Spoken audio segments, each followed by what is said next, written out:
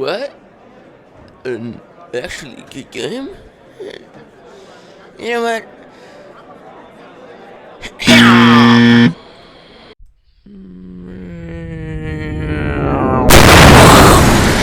Now Roblox. I've played the games and I've talked about the game. Please watch it.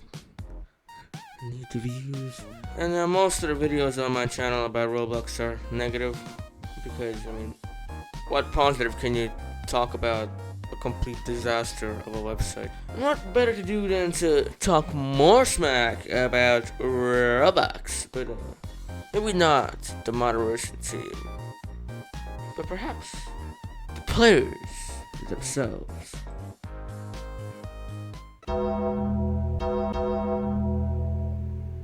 Now, before we do anything, I want you to visualize how an average Roblox player would look like. No, no, this is common knowledge that kids aren't smart, like, at all. I know I just insulted myself there, but whatever. And unfortunately, that kind of plays a pretty crucial role into making of these games, because if you're stupid, you don't know what's good content. You can't tell apart what media is worth putting your time and effort into. You think everything is the same, which if you lack intelligence, then then that's kind of a big problem, and because of that, people make these types of games. So what is this? Cart ride around nothing? What do you mean nothing? Are you autistic?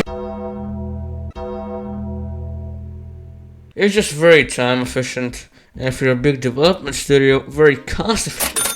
Since in the previous chapter, people like a lot of kids don't really care about the product itself.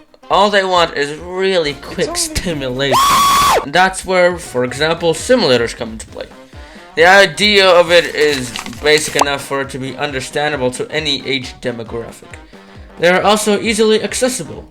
They are sort of universal, I suppose. And universal is key. You don't want players struggling to play your game now, do you? Alright, I don't know, let's say Apocalypse Rising 2. It's a hard game. You're in a post-apocalyptic setting. You gotta kill zombies. You gotta make your way around other players. Stealthily find your way around objects. You gotta use your brain, which, trust me, that is a big factor that comes into play. That is a very big factor, and that is a game changer. But that is mostly why this game is not popular, because of the player count. 3.5k players. And of course, maybe this is more so for boys and, not for girls, but actually that might be another point. These brain-dead games, they appeal to both audiences. Because Apocalypse Rising 2, it's more a masculine game. I guess you say, guns, fighting, stuff like that. More things that boys are more interested into. But let's say Obby, but you're on a bike, and just look at the thumbnail, of course. It's very simple. There's a man on a bike, and there's a path. And another thing, the path is bright colors.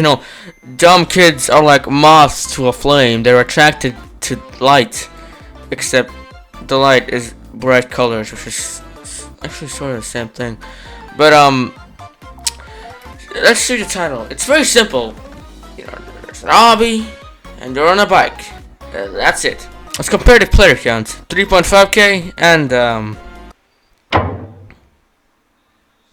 40,000 perspective. Let's actually join the game. Okay, alright, as you can see, there is nothing to this game. It's literally just you're on a bike and you just hold Yeah, you just hold W for basically the rest of the game. Of course, you can jump.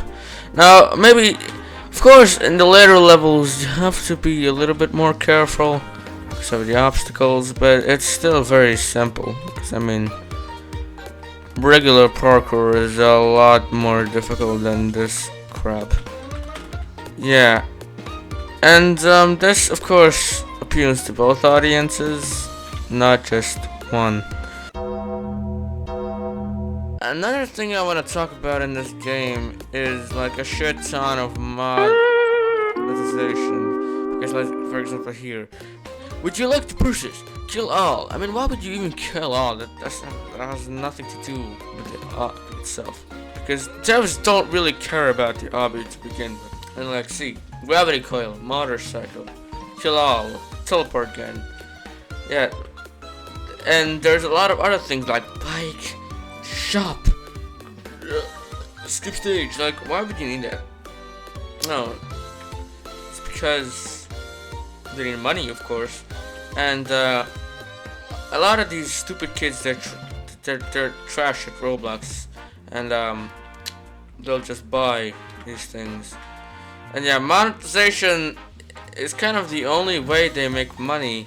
And since they know these games won't really last long, because I mean, once don't worry, little kids will catch up to this game, and they will realize that this game is stupid as hell, and they will stop playing it. So they just monetize it as fast as they can, and until it finally dies out. And another thing, you can't let your game be too difficult, because I mean, then little kids who suck at Roblox, of course, will not be able to play the game because they're just gonna be trash.